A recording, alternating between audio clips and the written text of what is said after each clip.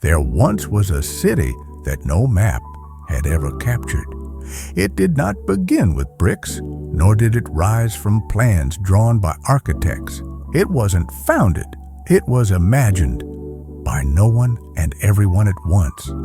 At first, it was only a whisper, an idea that floated somewhere between clouds and memory. There were no streets, no houses, no people, only the feeling that somewhere, somehow, there should be a city. One night, under a pale silver moon, the first stone appeared. No one saw it happen, but there it was, smooth and old-looking, though brand new. Then came a second stone, nestled beside the first, and then a third. Soon, an alleyway curved like a question mark through the mist. Buildings followed, not built, but simply there, as if they'd always been. The city didn't grow in the way other places did. It bloomed, like a flower opening slowly in the night. It was a silent city, no birds, no footsteps, just the sound of wind brushing against forgotten windowsills, yet it wasn't empty. At dusk, shadows moved without bodies. Candles lit themselves behind frosted glass. Doors opened when someone thought about knocking. There was a cafe with chairs always warm and tea that brewed itself the moment someone imagined being thirsty. The cups never clinked too loudly, and the steam from each drink carried faint memories. An old friend's laugh, the scent of your childhood pillow, a lullaby once sung and long forgotten. A library without books stood at the edge of a quiet square. No shelves, no pages, yet it was filled with stories. If you sat in a chair and closed your eyes, voices would rise around you, soft as feathers. Some spoke in forgotten languages, others in tones so familiar they made your heart ache gently. They were your stories, ones you'd never told but always carried. There were clocks that ticked backward and fountains that whispered secrets to anyone willing to listen long enough.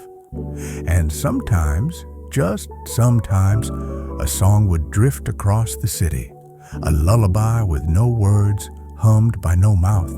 No one owned this city, no one ruled it, and yet everyone who dreamed found a piece of themselves there. Some claimed to have seen it in their sleep. Others would sketch bits of it without knowing why. A boy once built it out of sand. A woman painted its skyline into the background of a family portrait. A traveler drew it on a fogged-up window, then watched it fade. But the city remained. It welcomed all dreams, all whispers, all wishes made just before sleep. And every time someone somewhere let their thoughts drift into the quiet just before rest, the city listened and changed. A new bridge, a street with no end, a lamppost that glowed with someone's grandmother's laughter. One day, a child wandered in fully awake. She didn't know how she'd arrived, only that she'd followed a sound she couldn't describe. The city bent around her gently. Trees bowed, benches softened, a street lamp flickered a soft hello. She stayed for what felt like an afternoon, but might have been years. The city showed her places she had forgotten she wanted to visit. A room filled with unopened birthday cards, a tower where dreams waited in jars glowing faintly, a carousel that spun stories instead of music. In one park, a tree grew with leaves that whispered names. Not just any names, names the child had once named her dolls, her imaginary friends, her lost pets. As she walked beneath its branches, they rustled gently, as if greeting an old friend.